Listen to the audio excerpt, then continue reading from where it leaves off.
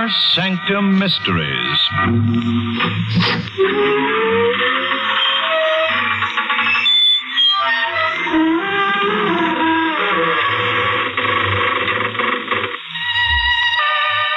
Good evening, friends of the creaking door. This is your host to welcome you again into the inner sanctum. Come in. Huh? Kind of dead, did you say? Well, yes, but we have our grisly little amusements. For example, our museum has the only authentic copy of the Moaning Lisa. In music, we're very fond of Mendel Groen's Overture to a Midsummer Night's Scream. As for the movies, what really rattled our bones was The Razor's Edge.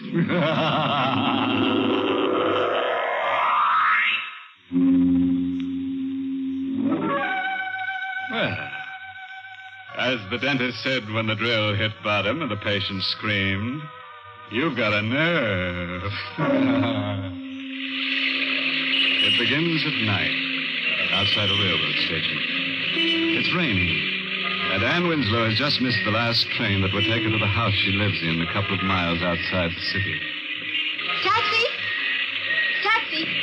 Taxi! Kind of hard getting a taxi in the rain, miss. I know, but I've got to get one. I've missed my train. Taxi! All taken. Want me to check your bag? No, Porter, I've got to get home. Hey, there's one with his flag up. Stop at the light. If you run, maybe... Oh, yes, thank you. Oh, light, please, don't change. Don't change. Oh. Hey, lady. Made it. I guess you didn't see me waving to you from the I sidewalk. ain't taking passengers. Well, you've got to. The lights changed. Yes, but listen, Shut up, you mother. You see, I missed my train and I live some way out. Not really very far, though, on the Reservoir Road. The Reservoir Road? I know, it's outside the city, but I'm willing to pay a little extra, and the flag on your meter was up, so I... Okay. Oh, thank you very much. Well, I guess I can relax now and... What's the matter? There's someone else in the cab. He's a friend of mine. Don't bother him, and he won't bother you. If you already had a passenger, why didn't you turn your meter down? Because he ain't paying for the ride. I was frightened. The man on the back seat of the cab with me didn't say anything or do anything, but I was frightened. His overcoat collar was turned up around his neck, and his hat was pulled forward over his eyes. And I was frightened. Driver? Yeah? I think you passed the Reservoir Road. I did. It was the road that turned off to the right just a little way back. I didn't notice it until after you'd passed it. Okay, sit tight. Hey, what's eating you back there? I have to turn around, don't I? The man, when you stopped short, he slid over. He's leaning on me now. So what? He won't bite you. He's just tired. But I don't know him.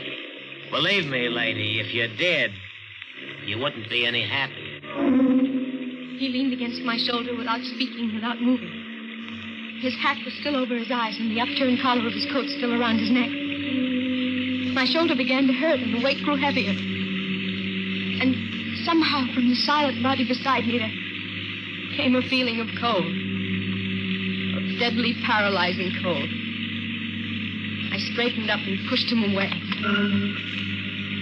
He fell the way a dead body falls. On his back across the seat, and his hat fell off. And the collar of his coat parted. And I saw that his throat had been cut. Hey! Yes? What are you yelling about now? Nothing. I fell asleep and had a nightmare. Well, stay awake. I don't like that kind of music. All right. I'll stay awake. This it? Yes, this is where I live. Kind of isolated, ain't it? How much is it? Couple of bucks. Here. Thanks. Good night. Yeah. The key. The light. Oh, he didn't know I knew. He didn't know. The door. I forgot to lock it. Who is it? Me. And little pal here. No. He wants to sit down. Yeah, this ought to be nice and comfortable for him. You can't. I did. You see, lady, he got kind of fond of you. on the long ride together. He don't want to go back to the city with me. He wants to stay here with you. No. Yeah. He's a very headstrong fella. I wouldn't care to argue with him. You can't leave him here. Hey, I better hurry. Looks like the rain's coming back. Take him with you. You don't want to go. Besides, you wouldn't send him into the storm, would you? In his condition? Good night, lady. No, come back! Come back! No. He's gone. And I'm alone except for... No, the phone. The phone. Of course. I'll phone the police and they'll take him away. Hello? Hello? But... It's dead. The phone is dead. And I'm alone. And in the room I'm coming to, there's a man whose throat has been cut. And he and I are alone in this house. I won't look at him. If I turned my head, I could see him. But I won't. What? He's moving. He's moving out of the chair. And Billy!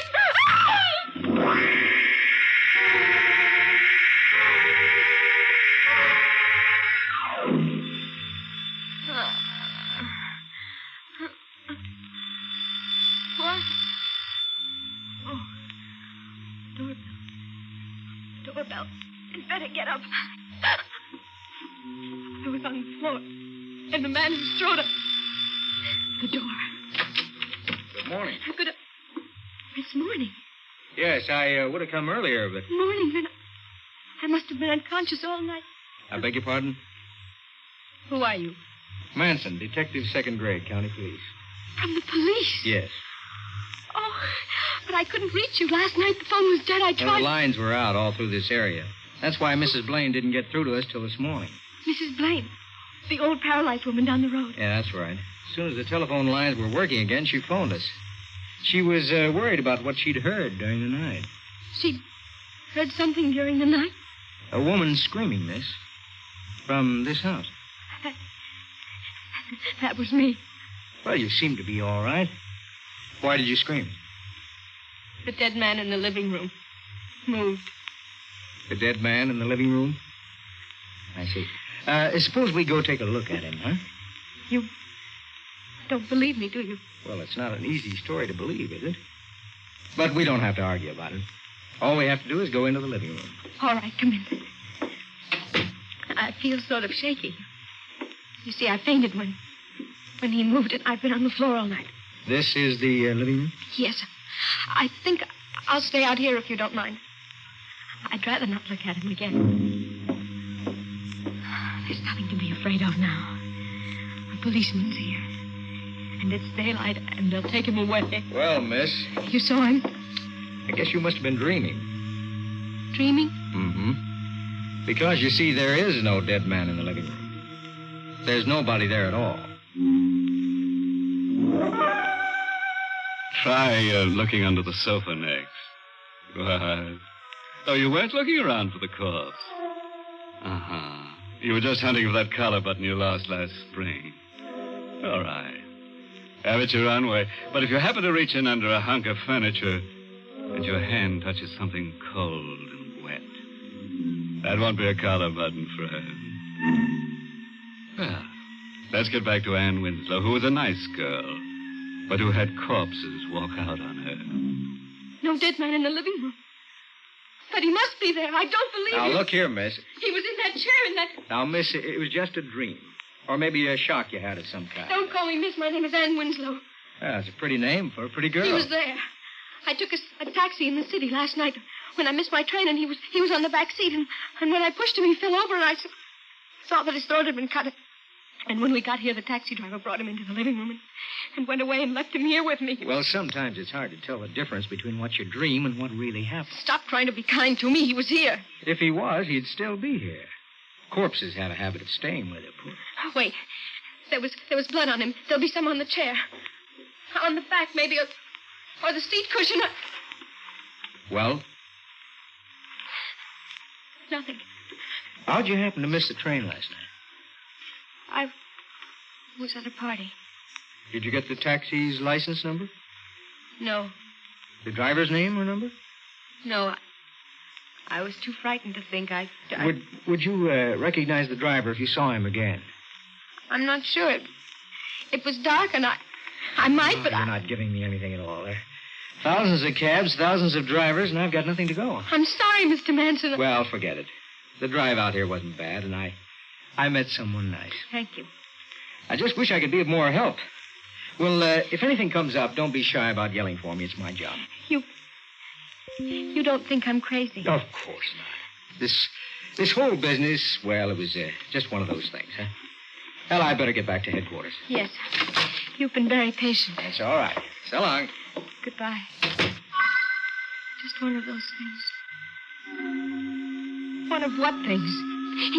He was in that chair. Oh, it's all right now. There's nothing.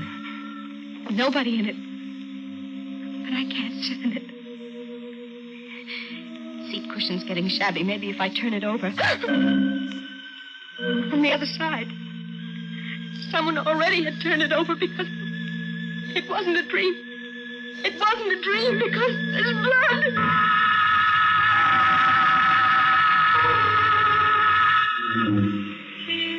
Can I help you, miss? I noticed you've been standing out here in front of the terminal for quite a while. Well, oh, no, thanks, Porter. There's nothing you can do. Well, you're the young lady who missed her train last night, aren't you? Yes, that. Of course, you're the porter who helped me. Plenty of taxis around now. I know, but I'm trying to find the one I had last night. You are? Yes, you see, I left something in the cab. I thought if I could find the taxi again... Well, that's not easy. Well, but taxis usually work in the same neighborhood all the time, don't they? I mean, they have their special stand and Well, that's true, miss, but you didn't get your cab last night at a stand. It was cruising. Oh. You didn't happen to notice the license number, did you? No, miss, I didn't. Or recognize the driver? I didn't even see him. I'm beginning to wonder if I saw him. I beg your pardon?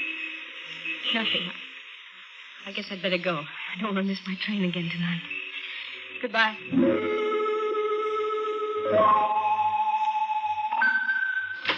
And tonight I locked the door. It's funny. Must have left the lights on. Hello. You... The cab driver, what are you I doing? heard you were looking for me, miss. You're the same... Yeah, I'm the cab driver who drove you out here last night. And a friend of mine. Hey, I notice he ain't around. No. Where is he? I don't know. I was awful fond of him. I wouldn't like to think of him wandering around cold, maybe, and, why were you looking for me? The police didn't believe it. Policeman, huh? Didn't believe what? That there had ever been a corpse. Too bad. So, no harm's been done, and you haven't anything to worry about because the policeman probably thinks I'm crazy. Maybe he'll change his mind.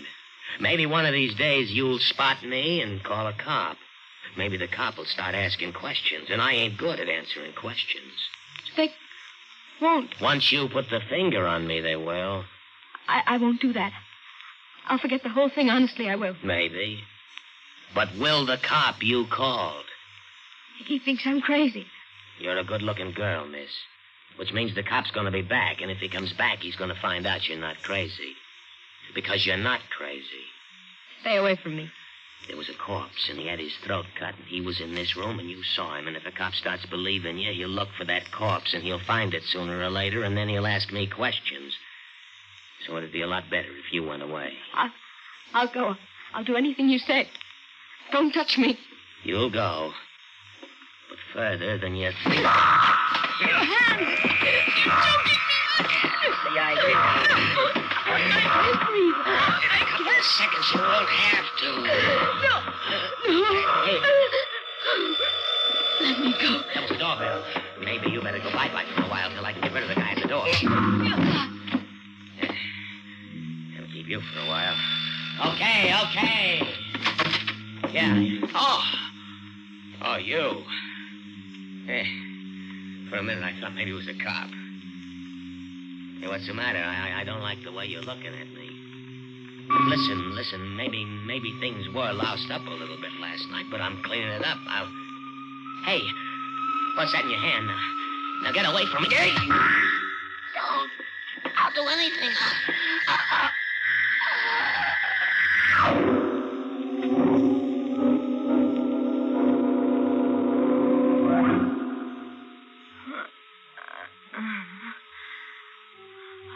The doorbell.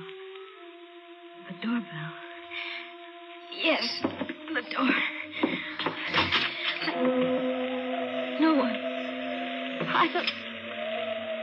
Or was it last night? I thought the driver... He came back for me. I've got to get away.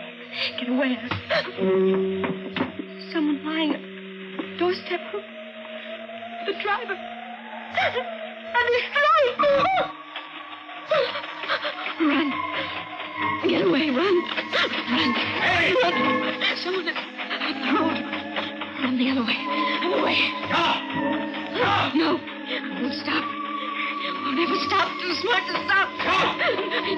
He's getting close. Closer. I can't run anymore. I'm tired. I'm so tired. And my head hurts. Miss Winslow, stop! I'm tired. And my head hurts. My head. Miss Winslow! Don't. Don't. Miss Winslow, what's the matter? Mr. Manson. Yes. I thought you were... Who? I don't know. Let me help you out. I was so tired. You better get back to your house. No. It's cold. You have no coat. Come on. All right. But he's there. He? The driver. I see. I'll take care of him. He doesn't need care. He's dead. Did you? Somebody... His throat. Got it. Don't talk anymore. He started to strangle me. Shh. Here's the house. How did you get here? My car. It's out in the road. I meant in time to... I was worried about you. Now, watch your steps. I can't go through that door. He's lying across it. You've been very brave. Just step past him. There. Now, we'll shut the door. Now, sit down. The chair here. Not the chair. It's the one... All right. The couch. Thank you. Now to get the body away from your door. Notify headquarters. Yes, of course. Where's your phone? In the hallway, right outside the living room door. Good.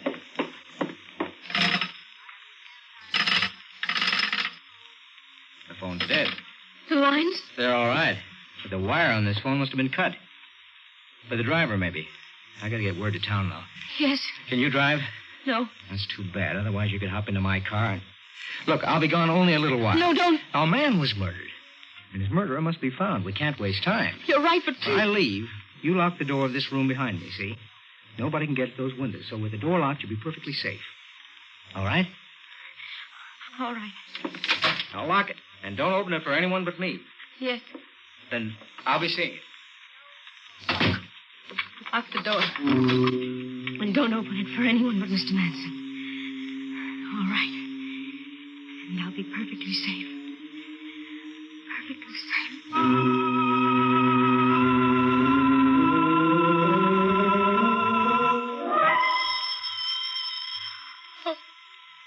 Oh. I dropped off. The phone. It was locked. Oh, I remember. Wait, he told me not to open it for anyone but himself. Still, this isn't anyone. This is the phone. No, I'll let it ring. I won't leave this room. Let it ring. He said the phone was dead. Not the line, but only my phone. Mr. Manson said the wire had been cut, but if it really had been cut, it couldn't ring. And it is ringing. It's ringing. That means he was lying. And if he was lying, he wanted me locked in this room so I wouldn't tell anyone. It stopped. Hello? Hello? It stopped, but I can call the police. I'll call. Calling somebody? Put the receiver back. I said put it back. But that gun. Well, that's better. Living room, please. How come you tried the phone? It rang. Too bad I didn't rip the wire out as I should have. Careless of me, but too bad for you.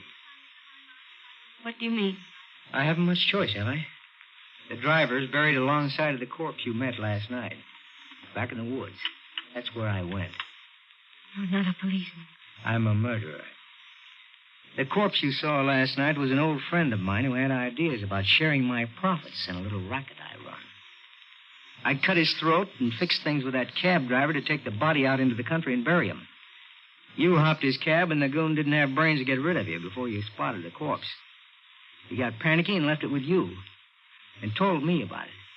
I rushed out here to sell you a bill of goods. You bought all right, except the cab driver got scared when he spotted you watching for him at the railroad terminal. He decided to shut you up. I trailed him, and realizing how easily he lost his head, I took care of him. And now I'll have to take care of you. You can't go around killing... I've done all right so far. What's that? The door. You did call somebody before I got back. No. The door. I forgot to lock the door. I gotta get out. It's a state trooper. He won't get me. Oh. Anybody else? Hey, you. Is he dead? Yeah. It's a doornail. He was a murderer. He was. That's why he started shooting without waiting to find out. All I wanted was to tell him to move that car of his. It was blocking the road.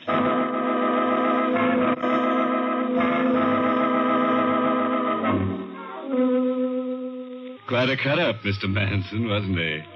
And ambitious, too. Wanted to leave his mark on somebody's throat. He probably believed wholeheartedly in that proverb. You know the one. All work and no slay makes Jack a dull boy. Oh, that reminds me. I'd better hurry out and turn the motor off on that taxi. Oh, yes, it'll be still going. You can rely on that because nothing's sure but death and taxis.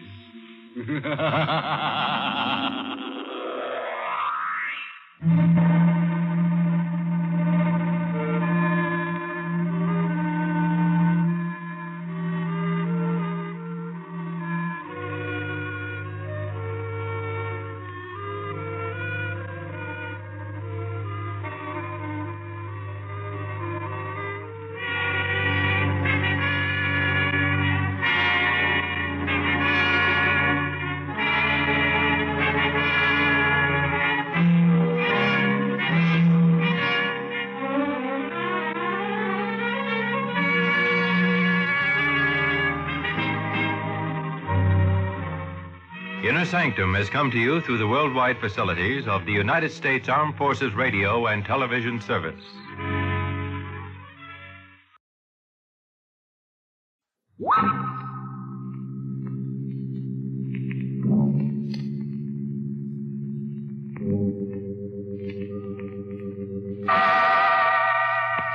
Inner Sanctum Mysteries.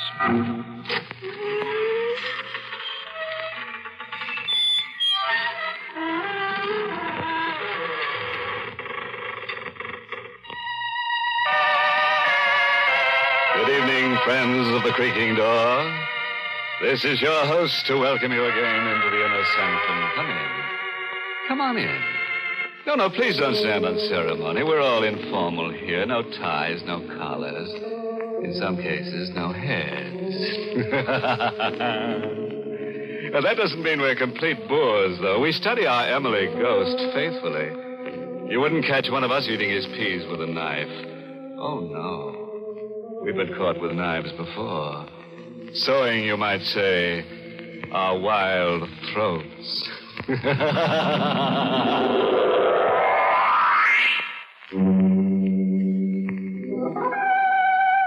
Well, the preliminaries are over. Beginning right now, things are going to happen. So sit up, draw a deep breath, and lend us an ear. We've got to get our teeth into something.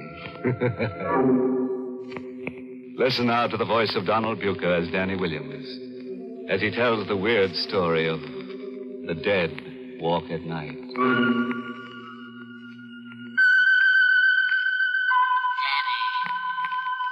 Where are you? Danny! There it is again. Danny. My uncle calling to me. Just as he used to when I was a boy. Where are you, My blind uncle tapping his cane and calling. Danny? Danny, where are you? He's dead. I wish I could join him. Answer me. I've tried to 1,000 times, but they've always prevented me. Danny. Tap. Tap. Tap. It goes on incessantly. It never stops. Even when I sleep, I hear it every minute, every second. Sometimes soft. Crashing thunder. Danny. Can't you stop it? Can't you give me 1 minute's peace? Danny. Why don't you stop it, you blind old fool? Leave me alone! Haven't you done enough? Leave me alone!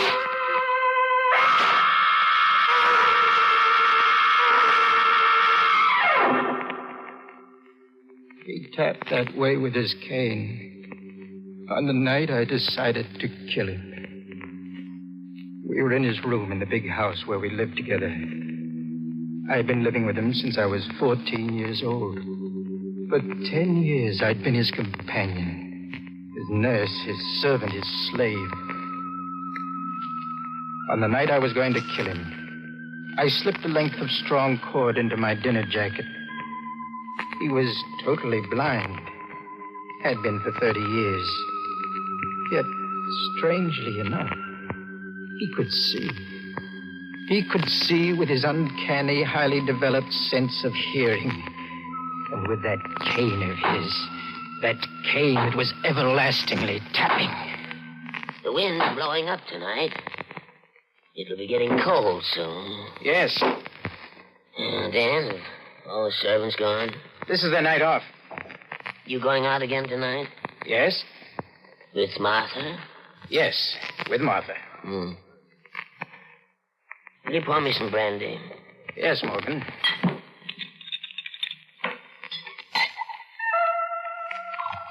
I poured out the drink. In my pocket, I felt the cord, and as I handed the drink to him, I took it out and walked behind him. Now, this was the time.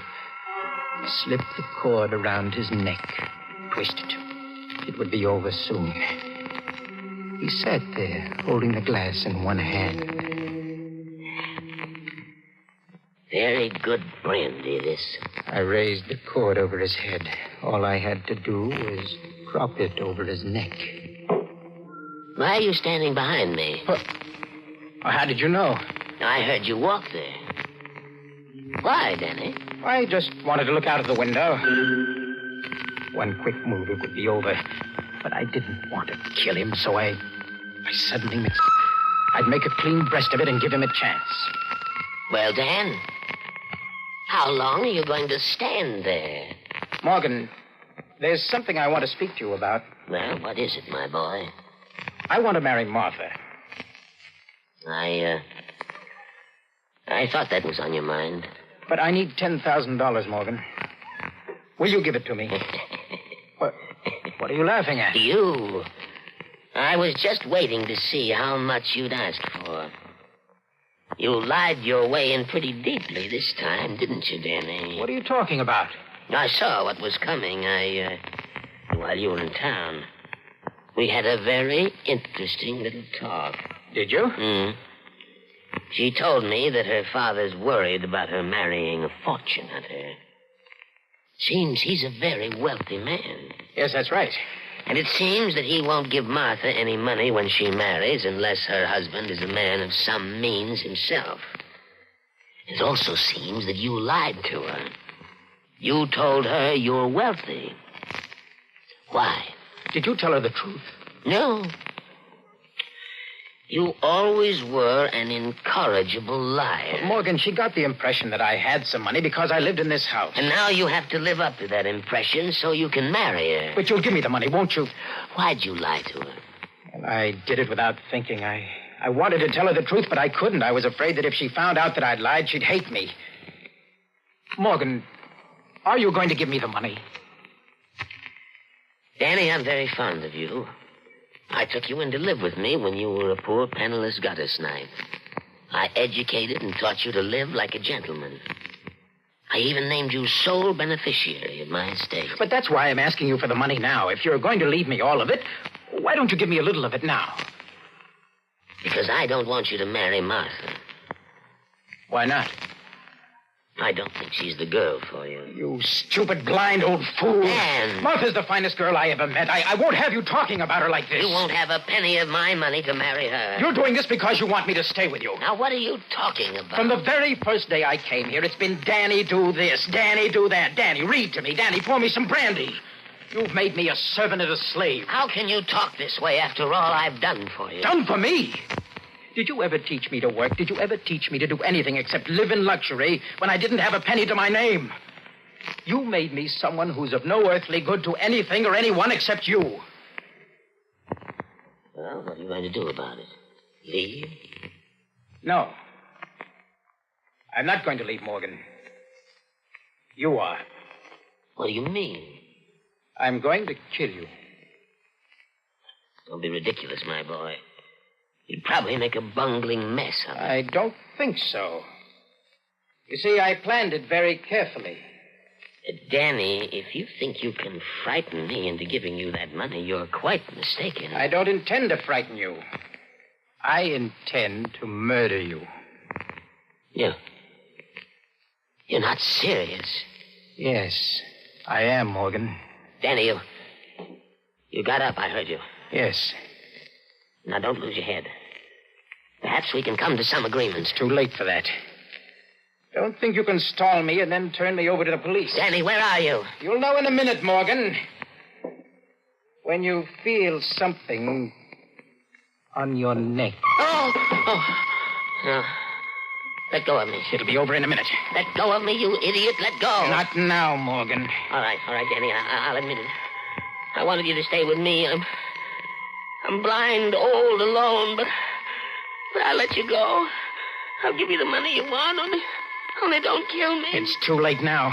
I know you, and I don't trust your promises. I'll give you anything you want. You hear anything, now, please, Dad. No, Morgan. Oh, if I could only see. If I could only... I'm going to be merciful, Morgan. It'll only take a few seconds, and this cord will crush the life out of you.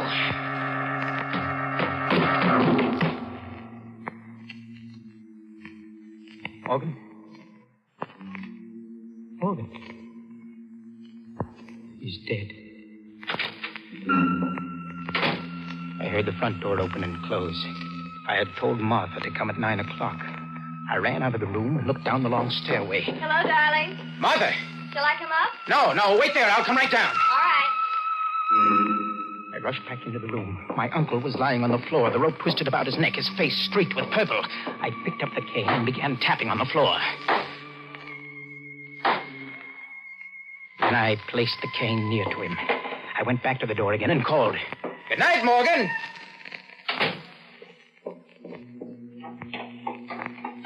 Your uncle. Oh, he's fine. I heard him tapping around up there. Yes, he likes to make a lot of noise with that cane of his. I think he gets a kick out of it. Do you think it's safe to leave him alone here? Safe? Well, of course. Look, shall we go dancing somewhere? Mm-hmm. That's a swell idea.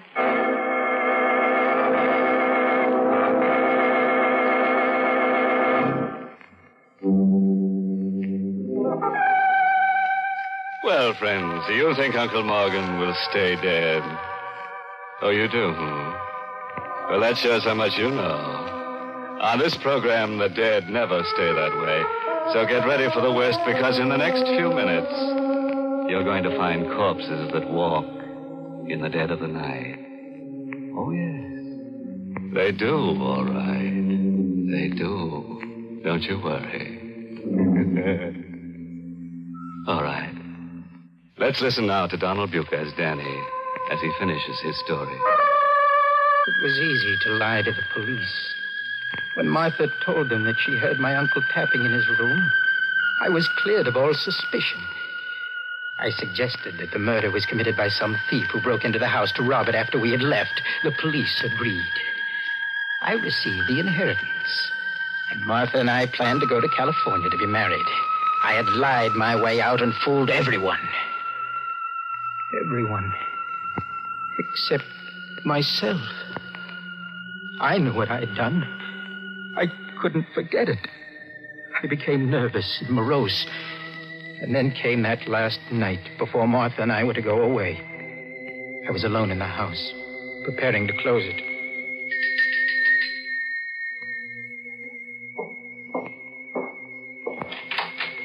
Hello, Dan. Oh, Martha.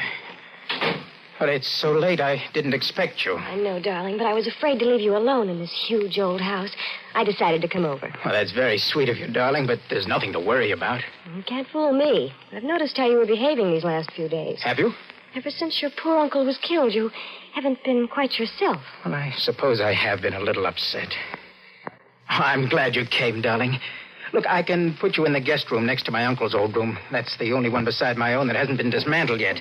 Come on. I'll show you the way. All right. When we get to California and we're married, you'll forget all this. I hope so. What was that? I didn't hear anything. I thought I heard a noise. I was right. This old house is affecting you. Maybe. You know, Martha, last night I thought I heard him tapping with his cane. Did you? Well, it was just my imagination, I guess. I wonder. You know, darling, I had a rather strange dream about him. You did? I dreamed he came to me and told me he wasn't dead. Well, that's a crazy idea. Isn't it? But just suppose he wasn't dead. Well, that's impossible. I saw him dead with the rope around his neck. Did you? That's funny. I went with you to the morgue and I didn't see the rope. The police had removed it. Oh, yes. Yes, of course they had. But I saw those welts. It didn't take much imagination to see the rope. Oh, my poor Danny. I'm afraid this has affected you more than you realize. Here's your room, Martha. Danny, you've been kind of cold and distant lately. You do love me, don't you, darling? Of course, Martha. There. Good night, Dan. Good night.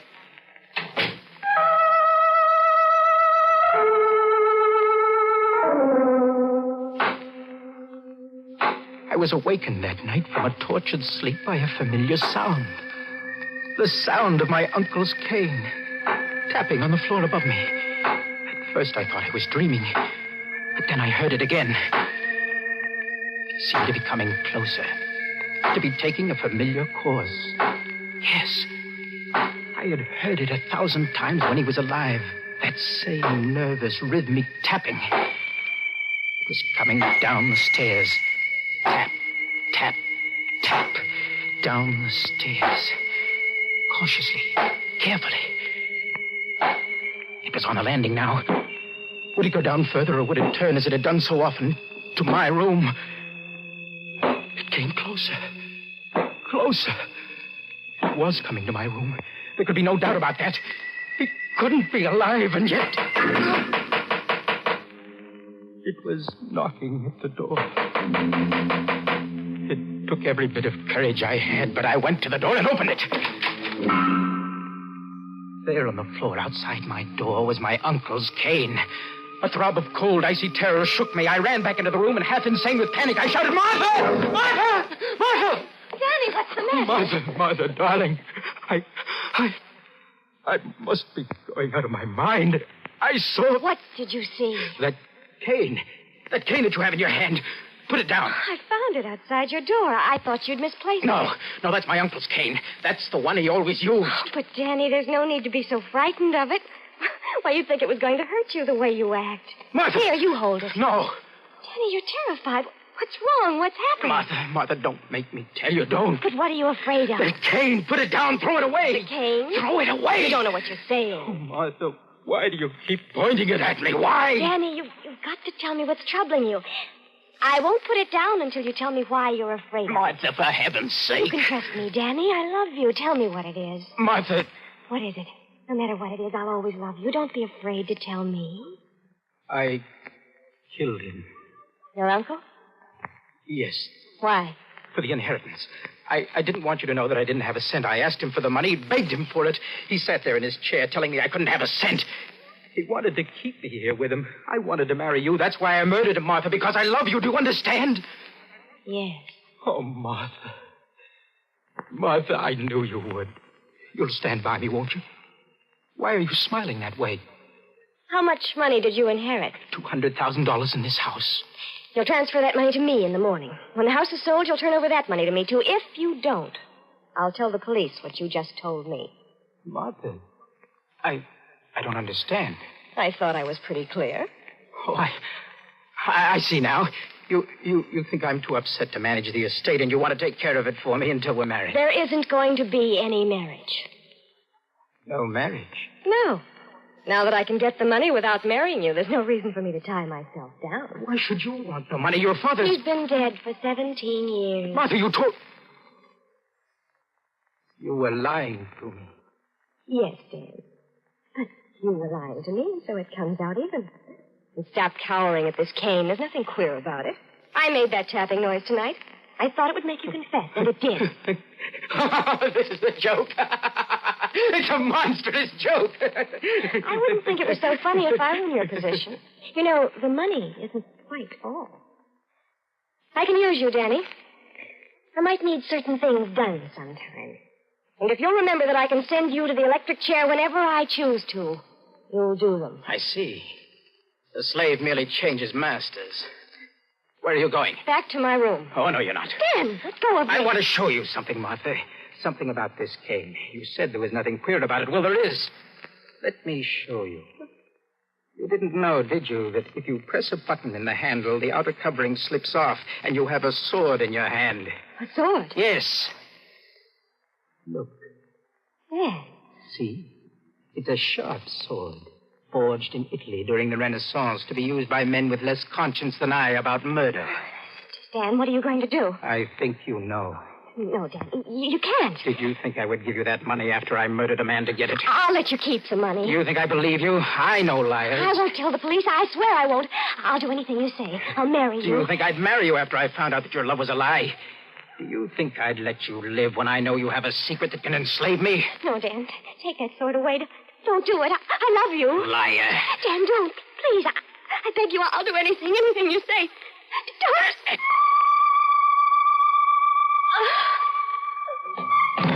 Martha!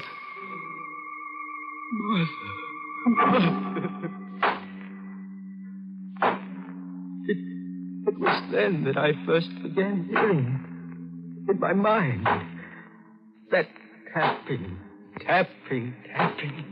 that incessant tapping of the cane.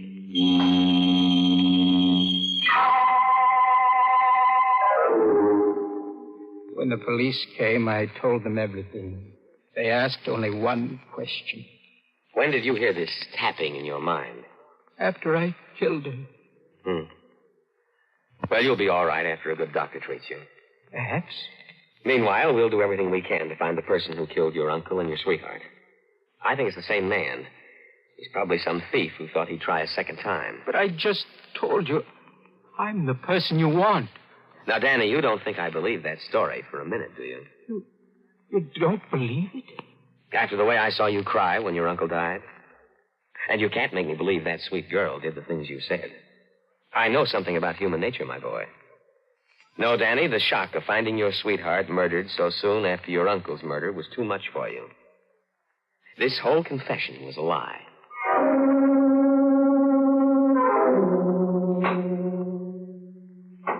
For 20 years now, I've been in this cell at the state asylum, waiting to die.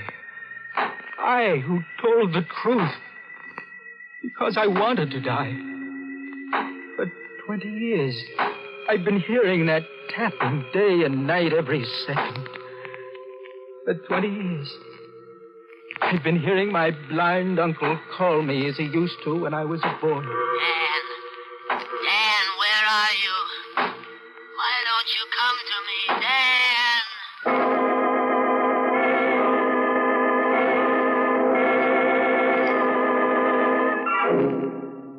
All right, friends, you can relax now. No, this isn't Danny. This is your host. Our story's over and the porters are now mopping up. Well, I guess tonight's little story should teach you never to tell a lie. Lying leads to cheating, and cheating leads to murder. And murder leads to insanity, all of which are very bad habits to get into indeed. Well, friends, it's time once again to close that creaking door. Until next week at the same time, when we'll be back with a little hunk of horror. You'll be sure to listen, won't you? Until next week, then. Good night. Pleasant dreams.